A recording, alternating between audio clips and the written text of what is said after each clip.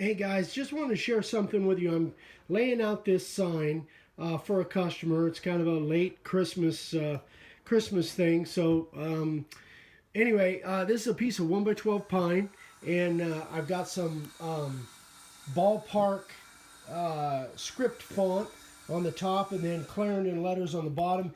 And then over here, I actually have a barbecue, and then over here, kind of a knife and fork. You guys will see that on a different scene, but I'm getting ready to spray the layout on it with my ink, and that can is around here somewhere. But anyway, but one thing I do on pine once in a while, these are all going to be inset letters, so there's going to be a lot of pine showing, and just to make absolutely sure that I lessen the chances of the pine bleeding, even though this has got sanding sealer on it, I'll take the time a lot of times like this and just mask off a bunch of stuff that to save on my sanding. So I'm going to do this as far as spraying the layout, and then once I'm doing the sanding, before I spray my black down in my groove after I've got it all carved, I'll mask it off again to lessen the chance of bleeding into the grain of the board. So what I'll do here, like up here, I'll just block this off with some cardboard, so I don't have to use a whole lot of masking tape. I'll block that off, and then as I go around in those blank areas, so I save myself on masking tape, I'll just kind of block it off as I'm spraying. Anyway, guys, you'll see the progression of this as I go along. This is just kind of the first part of it. I'll show some of the carving, and then after I get the carving done, then I'll spray it again, but I'll mask it off before I spray it again to lessen the chance of that black bleeding into the grain of the board. Anyway, just thought I'd share that, guys. Have a good one. Bye-bye.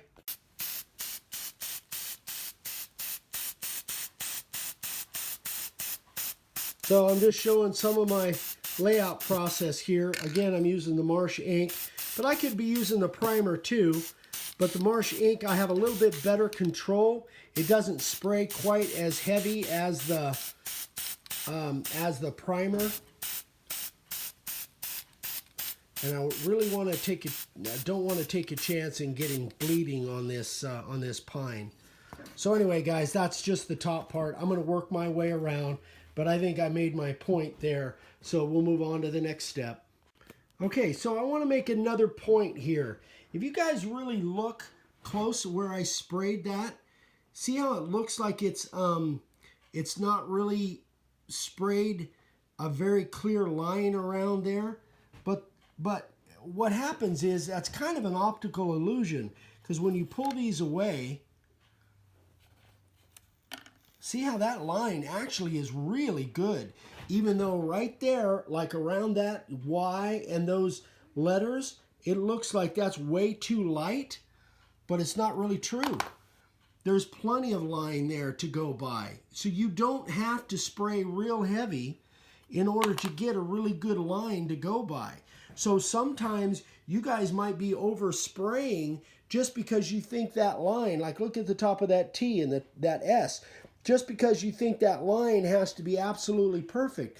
But when you pull that away, you've got a really good line there to follow. It does have a little haze on there, but it doesn't mean there's not a sharp line to follow there. So all of these letters, pulling them away, you got a nice sharp line. That becomes, and that's the thing about the black on a light colored board, it becomes kind of an optical illusion that you don't have a good enough line to follow. Like I would look at it like that ampersand needs a lot more black around it in order to have a sharp line, but it's not true. So that's kind of an optical illusion when spraying this black. The same comes into play when you're spraying your background after your carving is done, or you're spraying your inset letters in this particular instance. And we'll get into that a little bit more. But here, I'll show you so there's the barbecue. It's kind of a bigger version of the one that we've done before. One of our monthly layout templates. I just made it bigger. This is, I think, like 4 or 4.5 tall, and then the knife and fork over here. Let me see if I can peel that off. Let you guys see what that looks like. Yeah, there it is. So that, and again, these are all going to be inset. So anyway, guys, just thought I'd take you through the progression of making this sign. I'll move on to the next step, and we'll get to carving this thing pretty quick. Okay, guys, well, here's what we're going to do. I'm going to go ahead and carve this thing, do some of it on camera so you can see what I'm doing here. I've got the two logos. There's the barbecue, and then the knife and fork are down at the other end, the other corner. But I'm filming this with our iPad. Vicky is busy taking care of business inside, so I thought I would see if I could set up the tripod and get some filming done without having to take her away from her work. So I'm hoping that this will come out. I think I've got it set just about right. So what I'm going to do is I'm going to set up and I'm going to carve these two, the two logos, and I'm going to do them with a profile bit to begin with. So hang with me. We'll see how this works out. All right. Not sure of my depth. I don't think I'm quite deep enough. Let's see here.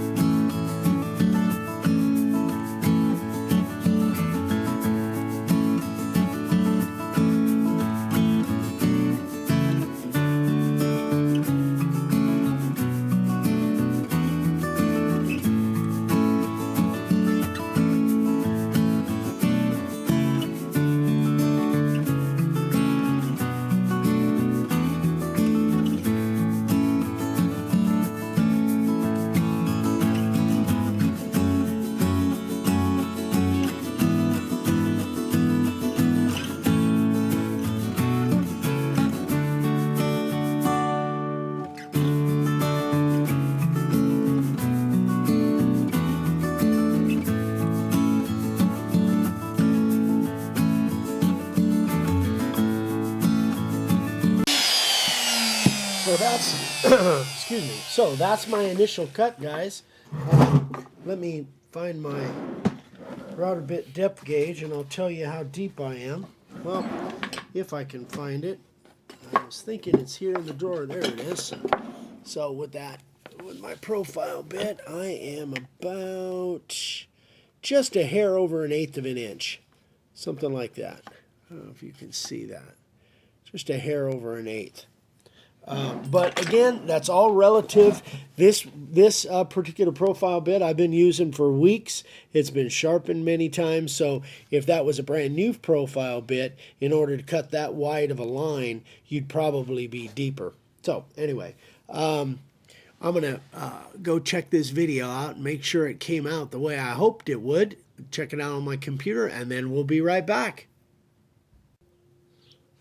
Okay, so we're back, and it appears that the video that I did before seemed to come out okay, at least so far.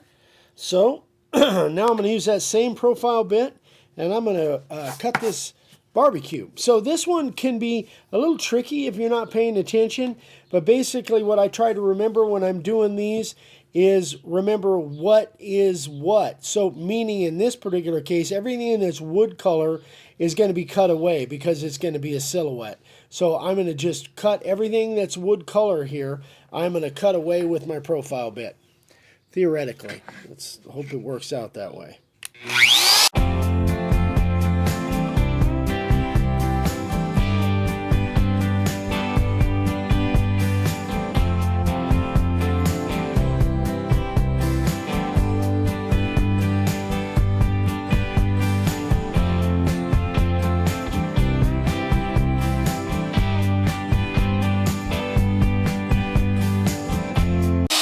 Thought I'd mention something here, guys.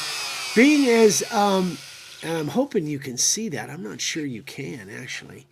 But being as a lot of this inside of here is, I wouldn't be able to go full depth of what I've got it set at, which is what I set it at. I think it was a little over 1/8 of an inch on the knife and the fork. But most of all of this I want cut at that depth. But here you can see, if you watch close, you can see I'm holding the router base up a little bit to in order to cut a little bit shallower.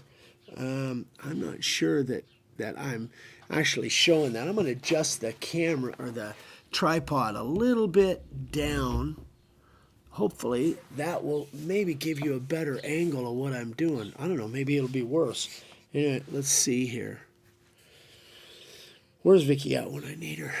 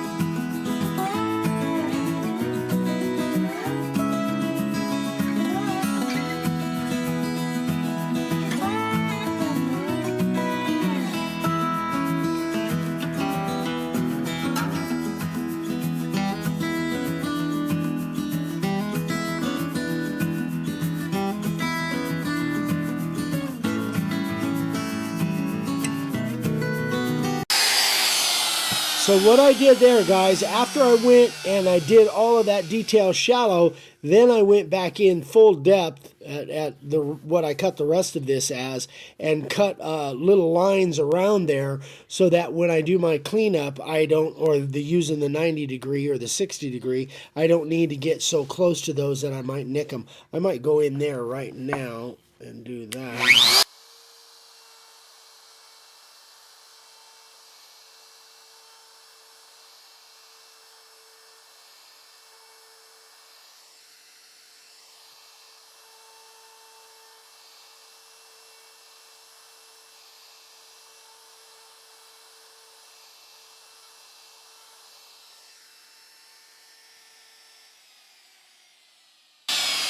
All right, guys. Anyway, now I'm going to move on and start doing these bigger inset letters. All right, we're back. So now I've got my 60-degree bit in my little rigid router, and I'm going to cut these big inset letters. So I have to kind of adjust the board a little bit here, and again, hopefully I've got an angle where you guys can see what I'm doing. Let me adjust my depth a little bit. Hope the sound is okay, guys. I'm, again, using this new iPad, or it's actually an old iPad, but I'm trying it out from a filming standpoint. All right, here we go. See, can you see that? Yeah, I guess you can. Hope so.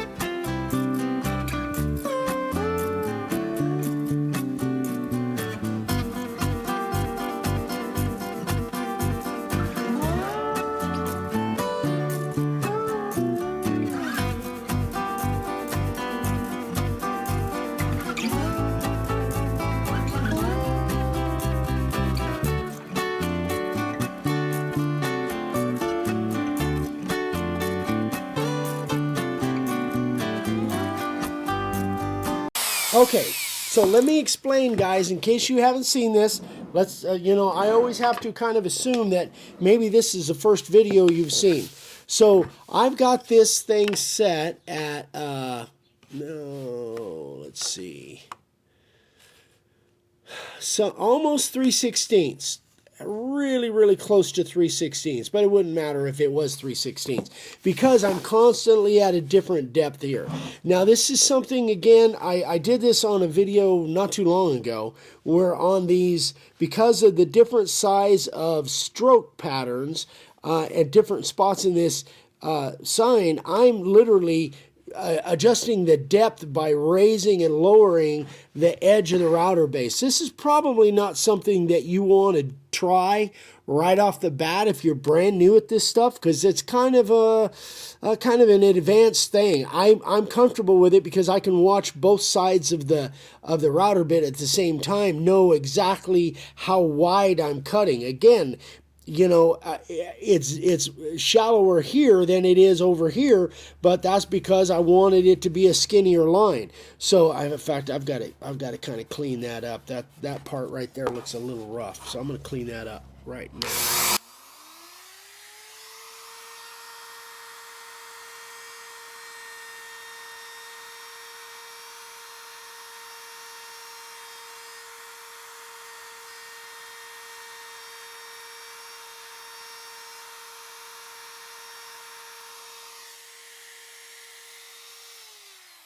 Anyway, so because of this script letter like this, again, this is the ballpark font.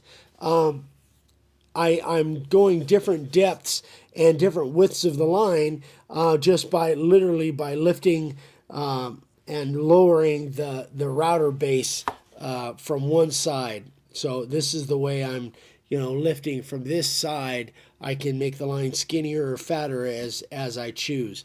So I'm going to go ahead and finish this this part up, all of this script letter up off camera, and then we'll come back and I'll do these, and I'll do them a different way. All right, so I've got those top letters all done. Now I've backed the bit off to about 3/16, and now these letters I'm going to carve completely different than I did these script letters. The base will be down on the board the whole time.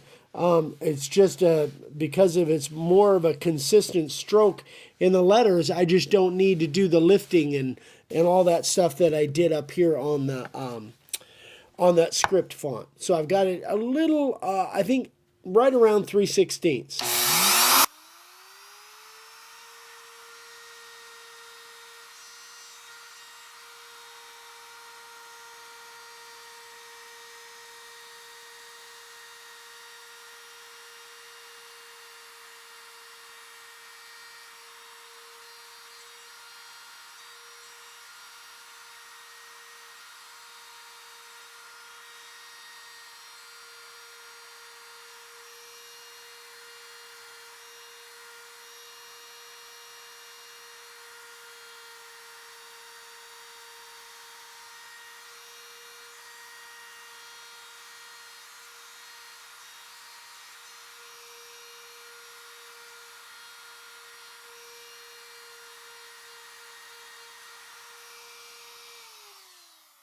So I did something here that I get a lot of questions on, guys.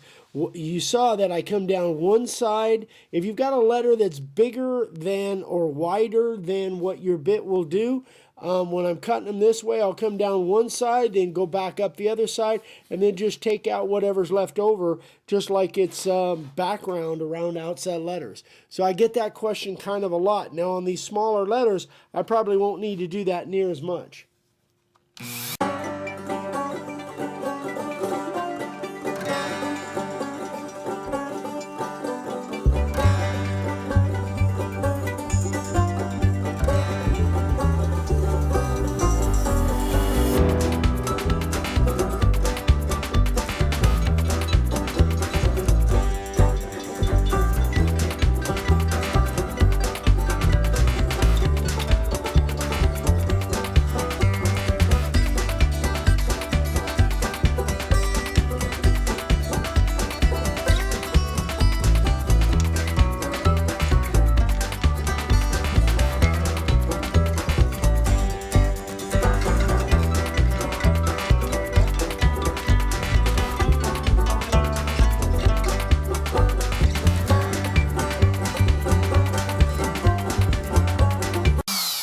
Alright guys, I think you can see what I'm doing there. I'm going to go ahead and finish this up off camera, and then we'll come back.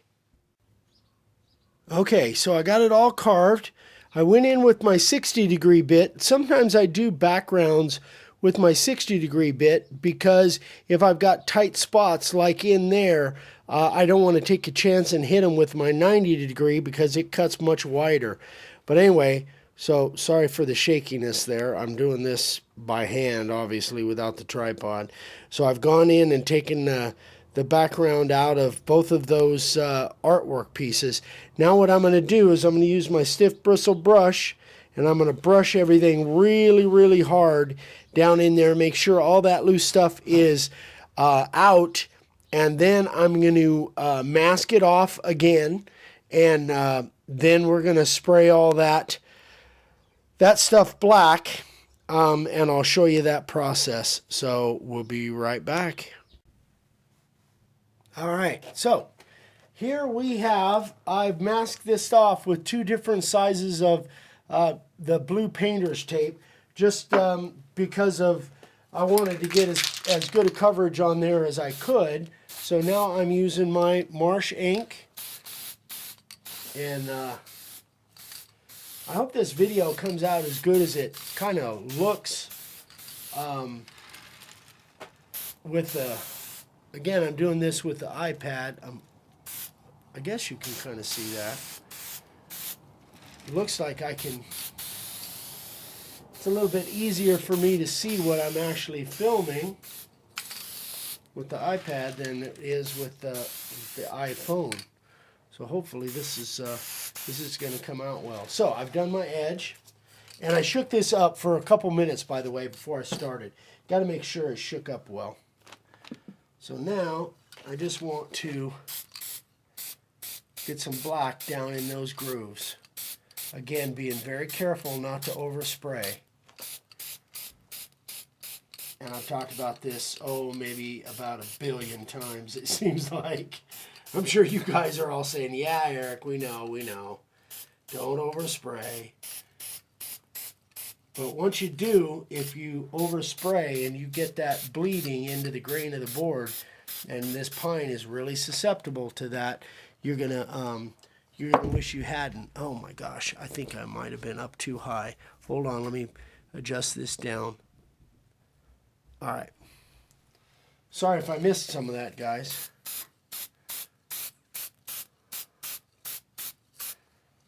So now what I'm going to do is I'm just going to flip it over, and I'm going to get a few of those light spots in there. But again, it doesn't have to be completely all midnight jet black in there. If it's just relatively black, you're going to be just fine. And much like what we talked about before of the optical illusion, it really comes into play on this. All right, done. Sometimes I have to force myself to walk away. So what I'm going to do is we'll come back once that dries, and it'll dry pretty quick. We'll come back and we'll pull that tape off, see what it looks like, and then we'll start the sanding process. All right, guys, so I've got it all sprayed. Now I'm going to go ahead and do my rough sand, and we'll see what it comes out like.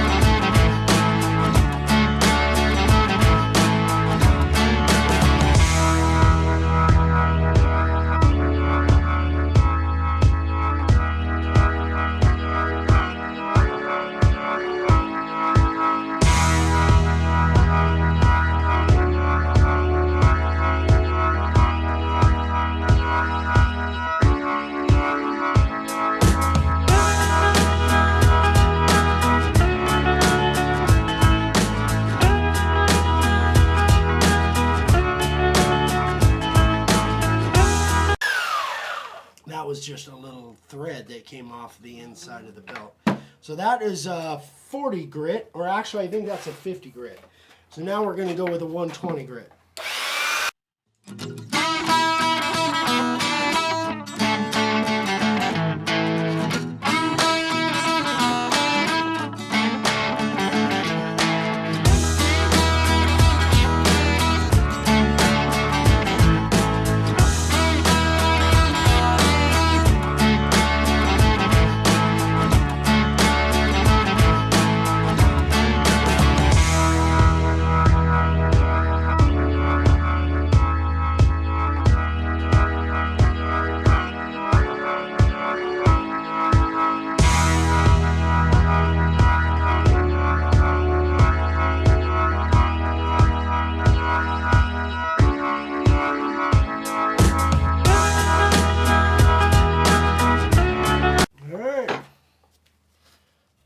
See any sign of bleeding or any of that 5 o'clock shadow or anything so far. See what it looks like. Ready?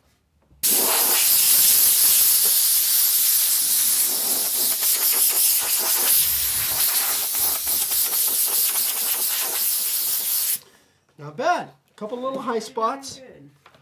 Couple little high spots. Now, the thing that about when I'm using this pine, I asked the customer, do you want it light colored or do you want it dark colored? She said she wanted light. So that's why I was really careful that I wanted to make sure there was no bleeding on this one. Had she wanted it dark and I was going to put stain on it, then it wouldn't have been that big a deal, because a lot of times the stain will kind of cover up any issues with a little bit of a bleeding and stuff. Well, that's not really the pin I wanted, but it'll work.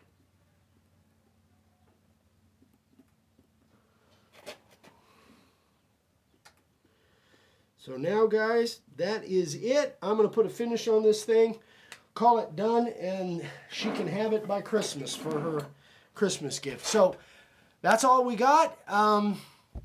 Thanks for watching. Are you still down on there? I can't tell with this filming with this iPad. I can't really tell. Vicky is behind the camera, by the way. you know, or I'm doing it with my Jedi powers. That's what it is. Anyway, Did you just call me a Jedi? Vicky is back. Yeah, you're a Jedi. Vicky's back behind the camera. So that is it. Thanks for watching, guys. If you have any questions on this or anything else, shoot me an email, eric@makeawoodsign.com. Remember, please don't send me messages through Facebook unless you don't mind a delay, because I only get in there like every couple of weeks, it seems like now. So, but I'll always answer you within a day or so if you send me a direct email. So I'm on Instagram every day, Make a Wood Sign, and that is it. Thanks, guys, for watching. Love you all. Have a great one, and we'll see you on the next video. Bye.